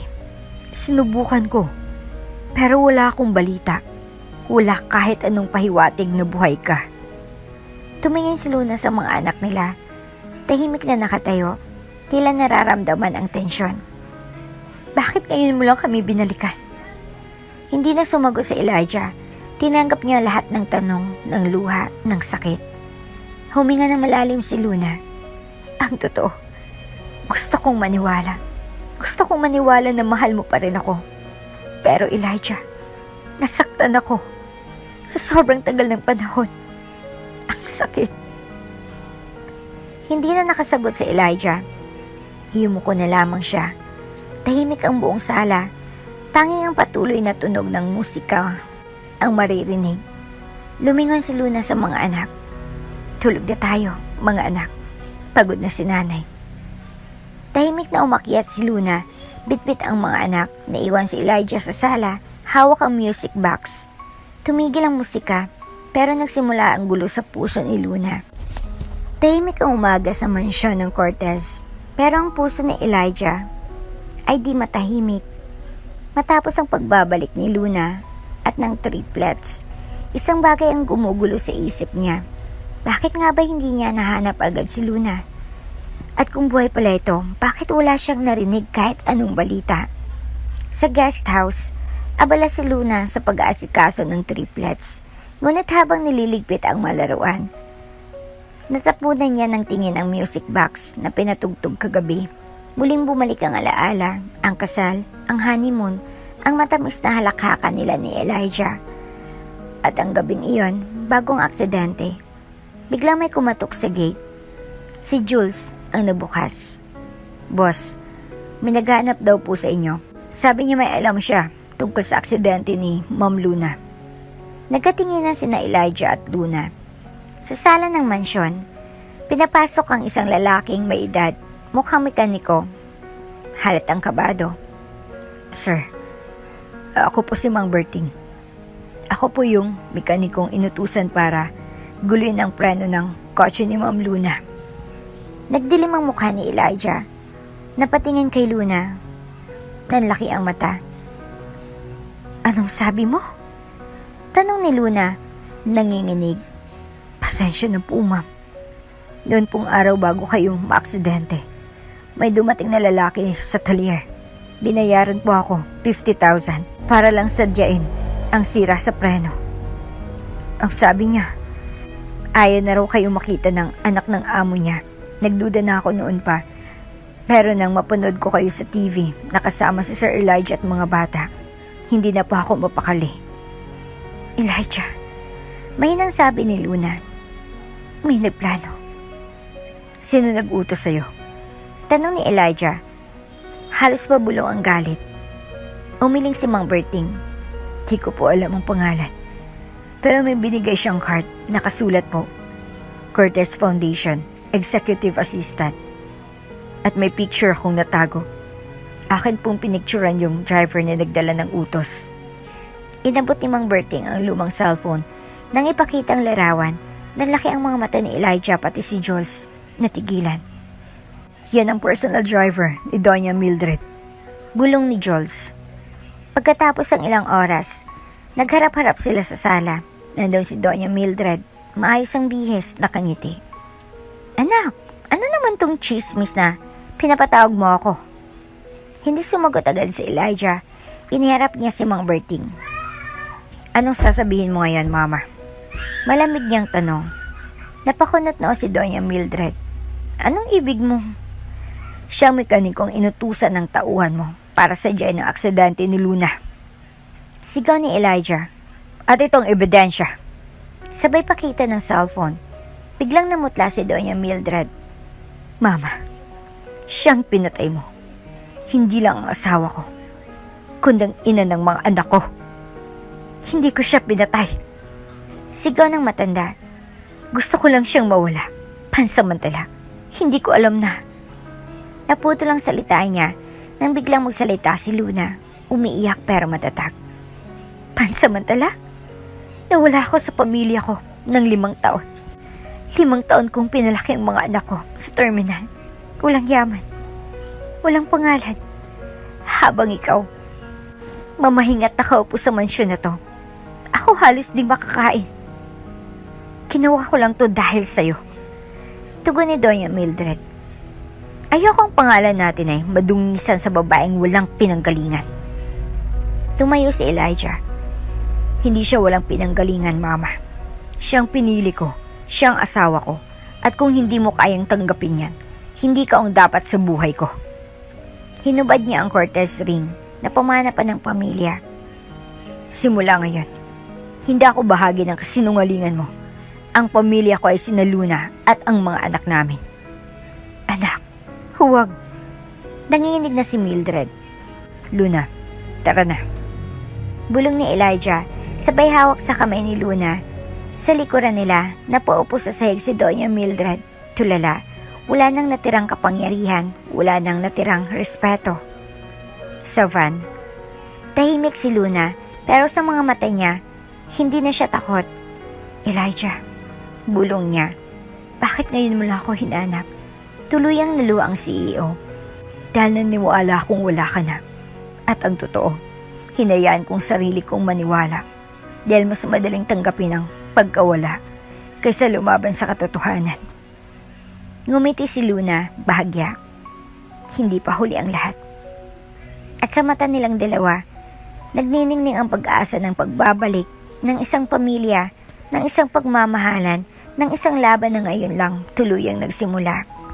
Ang desisyon ni Luna, tahimik ang loob ng van habang binabaybay nila ang daan pa uwi. Nasa harap si Elijah, tahimik lang ang mukha, hawak ang cellphone pero hindi ito ginagamit. Sa likod, nakaupo si Luna, yakap ang isa sa triplets. Habang ang dalawa ay nakasandal sa kanya, pagod sa biyahe at emosyon ng mga nangyari. Elijah, mahinang tawag ni Luna. Lumingon ito. Oo. Gusto ko sanang dumiretso muna sa center. Natigilan si Elijah. Sa center? Hindi mo ba gustong umuwi sa mansyon kasama ko? Kasama nila? Huminga ng malalim si Luna. Hindi sa ayaw ko. Pero ang tagal kong nawala. Ang dami nang nagbago. Hindi ko alam kung kaya kong bumalik agad sa mundong iyon. Pagdating nila sa harap ng Foundation Center, sinalubong sila ng mga staff. Maraming mga bata ang lumapit. Kinilala ang triplets. May ilang nagsabi, Kuya Elijah ba yan? Habang ang iba ay nakangiting pinapanood si Luna na parang isang bayani. Tahimik si Elijah habang pinagmamasdan si Luna na ngayon ay tila mas panatag sa gitna ng mga taong sanay sa payak na pamumuhay. Sa isang bench sa gilid ng puno, nag-usap sila habang tulog ang triplets sa isang banig na hiniraman ni Ate Joy. Elijah, nung iniwan ko ang lahat, iniwan ko rin ang sarili ko. Walang pangalan, walang pagkakakilanlan, pero may 3 sanggol akong kailangang buhayin. Walang araw na hindi ko sila iniyakan, pero wala ring araw na pinagsisihan kong pinalaki ko sila. Luna, hindi mo kailangang mag-isa ngayon. Andito na ako. Kaya nating itama lahat. Ngunit umiling si Luna. Hindi nga dun kadali. Ang sakit na dinanas ko. Hindi lang yung aksidente. Yung 5 taong inakala kong kinalimutan mo na ako. Yung araw-araw na tinuturo ko sa mga anak natin kung paano magmahal kahit hindi nila kilalang ama nila. Tumahimik si Elijah. Wala siyang maisagot. Alam niyang totoo ang bawat salitang binibitawan ni Luna. Hindi ako tumatanggi, Elijah. Pero gusto kong gawin ito ng tama. Gusto kong makilala ka muli. Hindi bilang CEO ng Cortez Group, kundi bilang ama ng mga anak ko. Gusto kong marinig kung paano ka magkwento sa kanila bago matulog. Kung paano ka mag-alaga kapag may lagnat sila. Hindi yung bigla na lang tayong buo para lang sabihing ayos na lahat. Napatingin si Elijah sa triplets na mahimbing pa rin. Lumuha siya, pero hindi dahil sa galit, kundi sa respeto. Kung yan ang kailangan mo, ibibigay ko, Luna. Hindi dahil natatakot akong mawala ka ulit, kundi dahil gusto kong mapatunayan sa iyo na karapat-dapat akong tawaging ama. Kinabukasan, tinulungan ni Elijah ang mga bata sa loob ng center. Siya mismong nagbitbit ng gatas, naghatid ng mga bagong kumot, at nakipaglaro sa mga batang madalas ay tinataboy ng lipunan. Ang mga empleyado ng Cortez Foundation ay laking gulat. Ang CEO nila naglilinis ng kalat sa paligid habang may batang karga. Sa isang sulok, pinanood siya ni Luna. Napangiti siya, hindi dahil sa ginagawa ni Elijah, kundi sa pagbabago sa puso nito. Nang dumating ang gabi, pumesto ang triplet sa kama ng center. Isang batang tumakbo papunta kay Elijah. "Kuya Elijah, kwento ka naman bago kami matulog." Tumingin si Elijah kay Luna. Tumango ito. Umupo si Elijah sa gitna ng banig at nagsimulang magkwento ng 3 prinsipe ng araw. Habang nagsasalita siya, nakita ni Luna na sumisilip ang liwanag ng dating pagmamahal na minsang nawala. Hindi pa man sila pamilyang buo sa mata ng mundo, pero sa gabing iyon, para bang unti-unti na silang binubuo muli ng tadhana sa paraang mas totoo, mas payapa. Tahimik ang gabi sa isang maliit na baryo sa Batangas. Hindi mo iisiping minsang naging laman ng pahayagan ang lalaking tahimik ngayong nakaupo sa bangkito sa labas ng bahay.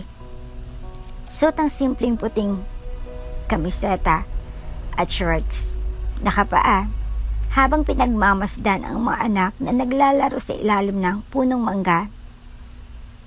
"Elijah, anak, eto ng tinola," ani Aling Luring, ang matandang kapitbahay na nagboluntaryong tumulong mag-alaga sa triplets habang abala si Luna sa kariton ng yema. "Salamat po, Nay Luring," sagot niya habang nakangiti. Isa na namang araw na puno ng sigla at kapayapaan. Simple pero totoo. Matagal niya nang iniwan ng marangyang opisina, ang boardroom at ang mga shareholders matapos ang lahat ng nangyari. Ang pagbabalik ni Luna, ang pagkakatuklas ng katotohanan at ang muling pagtama ng direksyon ng kanyang puso. Napagdesisyonan niyang talikuran ang trono ng Cortez Enterprises. "Hindi na ako CEO," ani Elijah noon sa press conference. "Mas pinili ko maging ama at asawa kung papayag siya muli." Nagulat ang buong bansa, headlines sa mga business news, trending sa social media at pinag-uusapan sa mga boardroom meetings, pero wala siyang pakialam. Sa kanya, sapat nang makitang triplets na masayang naglalaro at si Luna na muling ngumiti kahit hindi pa lubusang naayos ang sugat ng nakaraan. "Papa, gusto ko po ng yema," sigaw ni Liam habang tumatakbo palapit sa kanya. "Oh, isa lang ha?" Pabirong sagot ni Elijah habang inabot ang paborito nilang paninda na ngayon ay parang simbolo ng pagbangon at pag-asa. Si Luna, sa kabilang banda, ay natutong magtiwala muli. Hindi pa man niya muling natanggap si Elijah bilang asawa, unti-unti namang binubuksan ng kanyang puso ang posibilidad. Nandun siya ngayon sa maliit na kusina, tinuturoang maghulma ng yema sina Liam at Linon. Habang si Leia ay nakapwesto sa labas, tagdasigaw ng, "Yema po, mainit-init pa." "Alam mo, Luna," bulong ni Elijah, isang gabi habang nag-uusap sila sa ilalim ng mga bituin, "ito ang pinakamasarap na buhay na naranasan ko. Walang board meeting, walang limelight, pero punong-puno ng tunay na dahilan." Napayuko si Luna. "Nagbago ka na nga talaga. Dahil ikaw ang dahilan." Tahimik silang nagkatitigan. Wala pang katiyakan ang sagot ni Luna, pero sa kanyang mga mata, may liwanag ng unti-unting bumabalik. Hindi man siya agad-agad tumango, hindi rin siya umalis. At para kay Elijah, sapat na muna iyon. Habang lumilipas ang mga linggo, natuto siyang magsaka. Kasamang mga lokal, gumawa siya ng maliit na fish pond, nagtanim ng gulay, at sumali sa kooperatiba. Hindi niya kailangang ipaalam sa mga tao kung sino siya. Para sa kanila, isa lang siyang ama na mahal ang kanyang mga anak at may babaeng patuloy niyang hinihintay. Sa ibang bonding moment, habang sabay silang nanonood ng sunset sa likod ng bahay, sumandal si Liam sa balikat ni Luna. "Mama, bakit hindi pa kayo kasal ulit ni Papa?"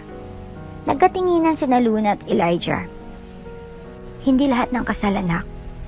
Kailangang madaliin," sagot ni Luna. Banayad ang tinig.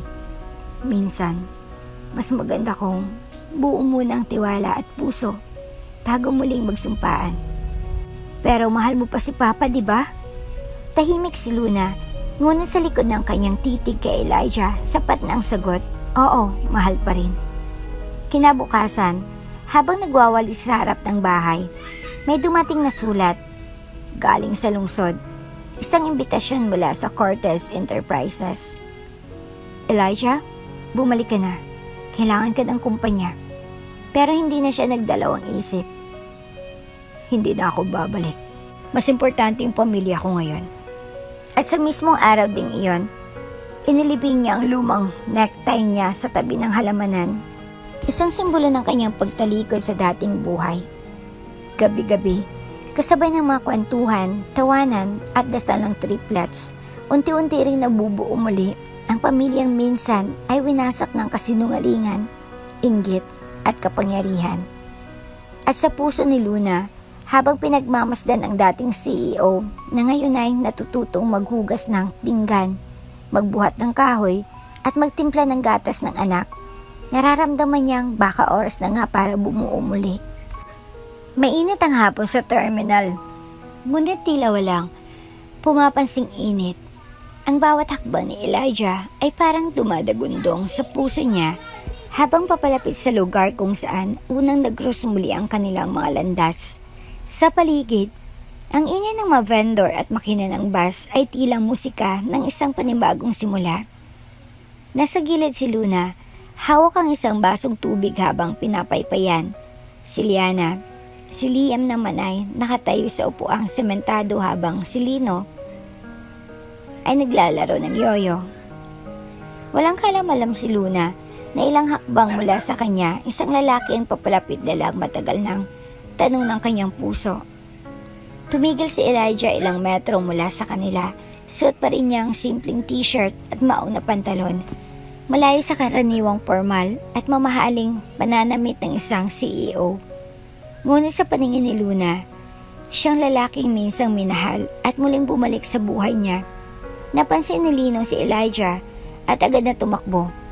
"Papa Elijah!" Sigaw niya habang yakap ang binti ng ama. Sumunod si Liam at Liana, dala-dalang isang maliit na kahon na may nakalagay na pulang alaso. "Nanay, may sorpresa kami," wika ni Liana habang hinihila ang kamay ni Luna. Nagulat si Luna. "Ha? Anong surprise tong mga anak?" Dahan-dahang lumuhod si Elijah sa mismong lugar kung saan minsang tumigil si Luna sa pagtitinda ng yama. Hinawakan niyang kamay ni Luna at marahang sinabi, "Luna, sa harap ng terminal na ito, sa lugar kung saan muling tumibok ang puso ko, gusto kong itanong ulit, will you marry me again?" Kinabig ni Luna ang takip ng kahon at umambad ang isang pares ng singsing, ang orihinal nilang wedding rings. Isinoli noon at tapos ang paniwala ang lahat na patay na si Luna. Ngunit lihim na tinago ni Elijah sa lahat ng taon ng kanyang pagdadalamhati. This time, dagdag ni Elijah, with no secrets, no lies, no mothers who interfere, no boardroom that can take me away, just us, our family. Nanlaki ang mata ni Luna, tumulang luha niya. "Paano mo nahanap ang singsing na yan?" "Hinanap ko yan sa lahat ng naiwang gamit mo noon sa bahay. Inalagaan ko. Ipinagdasal ko na balang araw may suot ko ulit sa'yo." Nagtakip ng bibig si Luna. Ang mga mata niya ay nangungusap ng damdaming matagal nang ikinulong ng amnesia, takot at pagkakanulo. Ngunit ngayon, sa harap ng kanyang mga anak, kay Liam, kay Lino, kay Liana, alam niyang ito ang araw na tinutukoy ng tadhana. "Luna," ani Elijah muli, "hindi kita hinahanap para lang itamang nakaraan. Hinahanap kita para buuin ang hinaharap." Napatingin si Luna sa mga anak nila na masaya at sabik sa sagot ng kanilang ina. Napatingin siya sa singsing, sa mata ni Elijah at sa sarili niyang puso na sa kabila ng lahat ay tumibok pa rin para sa lalaking ito. "Oo," bulong niya bago ito sinundan ng matamis na pagngiti. Yes, Elijah. I will marry you again. Napasigaw ang mga bata sa tuwa. Yehey! Magkakasama na tayong lahat! Tumayo si Elijah at niyakap si Luna mahigpit. Totoo, wala nang harang, wala nang pag-aalinlangan. Nagpalakpakan ang mga vendor at ilang pasahero sa paligid. May ilan pang kumuha ng video, pero sa gitna ng lahat ng ingay at kilig, isa lang ang malinaw para kay Luna, ang muling pagtibok ng pusong matagal nang nananahimik, ngayon ay handa nang magmahal muli. Hindi ko man maibalik ang mga taong nawala, Luna. Bulong ni Elijah habang magkadikit ang kanilang noo. Pero kaya kong buuin ang natitira pa nating buhay. Sumagot si Luna sa parehong tono. At kasama ng mga anak natin, buo na tayo ulit. At sa mismong terminal kung saan siya minsang ininsulto bilang babaeng nagtitinda ng yama, ngayon ay naroon siya, yakap ng lalaking minahal niya, tinatawag na muli bilang asawa. Prep the jet. Bring them home. Iyan ang mga salitang binitaw ni Elijah Cortez nang makita niyang nagtitinda ng yama sa terminalang babaeng minahal niya noon, si Luna, pitpit ang kanilang 3 anak, sina Liam, Lino at Liana. Ngayon makalipas ang ilang linggo, handa na silang bumalik hindi lang sa mansyong kundi sa bagong simula. Isang buhay na puno ng pagmamahal, pagkilom at paninindigan bilang isang buo at tunay na pamilya. Sa private jet ng Cortez ay muling bumalik sa ere. Ngunit sa pagkakataong ito, hindi para sa isang business trip o state visit, kundi para sunduin ang mga piraso ng pusong minsang nagkalas at muling pinagtagpo ng tadhana. Sa loob ng jet, tahimik si Luna habang nakatanaw sa ulap. Hawak niya ang kamay ni Elijah na nakaupo sa tabi niya sa kabilang side ng cabin. Ang triplets ay ablang-abala sa panonood sa labas ng bintana. Ang taas natin, Papa! Sigaw ni Liam, sabik na sabik sa tanawin. Mas mataas pa kaysa sa mga ulap. Dagdag ni Lino na parang laging may dagdag na karunungan. Tingnan mo, Mama! Sigaw ni Liana habang nakasilip sa bintana. May rainbow! Ngumiti si Luna. Sa dami ng pinagdaanan nila, mga luha, galit, pagkakahiwalay, parang milagrong lahat ng ito mula sa simpleng yama na pinagkakakitaan niya sa terminal. Ngayon ay nakasakay na silang lahat sa jet na dati parang simbolo ng distansya. Iba na tong jet na to. Bulong ni Elijah. Bakit? Tanong ni Luna habang pinapanood ang mga bata. Dati, sinasakyan ko lang to para tumakas. Para takasan ng responsibilidad. Ang puso ko. Pati ikaw, pero ngayon. Ngumiti si Luna at pinisil ang kamay ng asawa. Ngayon, sinasakyan ko to para umuwi. Para sa inyo, para sa atin. Tahimik. Hindi kailangan ng mga salita. Sa pagitan ng kanilang mga kamay ay nandun ang pangakong hindi na muling mawawala ang isa't isa. Flashback.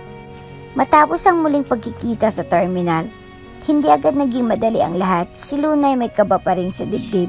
Gaano man kalambing si Elijah, hindi basta-basta nabubura ang sugat. Pero araw-araw, pinapatunayan ni Elijah ang pagbabago. Nagpapakumbaba siya sa harap ni Aling Marga, ang matandang babaeng tumulong kay Luna sa probinsya. Nagpatingin siya sa therapist para sa galit at pride issues niya. Nagpatayo siya ng maliit na tindahan ng yama sa mismong terminal kung saan unang nakita muli si Luna. Pero ngayon, ang mayari ay Luna na. Yama Queen, ang pangalan ng stall. May logo ng corona at 3 maliit na bilog, simbolo ng triplets. Hindi to kabayaran, hindi to guilt gift. Isa itong paraan ng pagsasabuhay ng pagmamahal. Nay, anong pakiramdam sa eroplano? Tanong ni Liana habang umuupo sa tabi ng kanyang ina. Masaya, sagot ni Luna, lalo na kapag buong pamilya. Niyakap siya ni Liana. Ayoko na. Mawalan ng pamilya, Nay. Hindi na. Bulong ni Luna sabay halik sa noo ng anak. Biglang tumabi si Elijah at yumakap din. Sumunod na rin sina Liam at Lino. Sa gitna ng ulap, sa gitna ng langit, isang pamilyang muling nabuo. Pagbaba nila sa jet, sinalubong sila ng ilang staff. Pero wala ng media, walang camera, walang social media blast. Iyon ang kondisyon ni Luna. Kung babalik kami, hindi bilang mga trophy ng pangalan mo. Babalik kami bilang pamilya, tahimik, payapa. At ganun nga ang nangyari. Naglakad silang sabay-sabay palabas ng jet. Si Elijah, si Luna at ang tatlong munting Cortez. Sa likod nila, naiwan ang nakaraan. Sa harap nila, isang bukas na pintuan ng tahanan. Gusto ko dito. Wika ni Liam habang inaayos ang mga damit. Sa bagong cabinet niya, may sarili na tayong kama. Dagdag ni Lino. Ayoko nang umalis dito. Sabi ni Liana habang inaayos ang stuffed toy niyang si Bunny. Wala na tayong aalisan. Sagot ni Luna mula sa pintuan. Dito na tayo, buo na tayo. Tahimik ang gabi, nakatanaw si Elijah sa buwan habang hawak ang isang tasa ng kape. Lumapit si Luna, bitbit ang kutson ng mga bata. Matutulog sila sa kwarto, hindi na sa iisang banig gaya dati. Wika ni Luna, pero kung gugustuhin mo, dito na lang tayo sa banig. Biro ni Elijah, ngumiti si Luna. Hindi mahalaga kung saan, basta magkasama tayo. Niyakap siya ni Elijah. Hindi mo na kailangang magtinda ng yama. Gusto ko pa rin. Sagot ni Luna. Para hindi ko na makalimutan kung saan ako nagsimula at kung paano ako minahal ng totoo. Umakyat muli ng himpapawid ang jet ng Cortez. Sa pagkakataong ito, hindi ito paalis kundi pabalik. Babalik sa puso ng pamilyang minsang nagkapira-piraso. Sa loob, makikitang nakasilip sina Liam, Lino at Leana sa bintana, tuwang-tuwa sa ulap at tanawin. Si Luna'y nakaupo, nakayakap kay Elijah, hindi bilang babaeng iniwan, kundi bilang babaeng pinili. Ang sarap ng hangin dito, Papa. Sigaw ni Liam, ang sarap ng may pamilya. Bulong ni Elijah habang nakatitig kay Luna. At doon, sa ulap ng langit, sa taas ng mundo, ang kanilang kwento ay nagsimula muli. Hindi na may luha, kundi may halakhak at yakap. Mula sa yema sa terminal, ngayon ay pag-ibig na ang bumalot sa kanilang mundo. At dito na nga po nagtatapos ang ating kwento. Hanggang sa muli. Bago ka pa lang sa channel neto, ibang kwento ni Ate Jane, istorya mo, ikwento ko. Huwag kalimutang pindutin ang notification bell at subscribe button.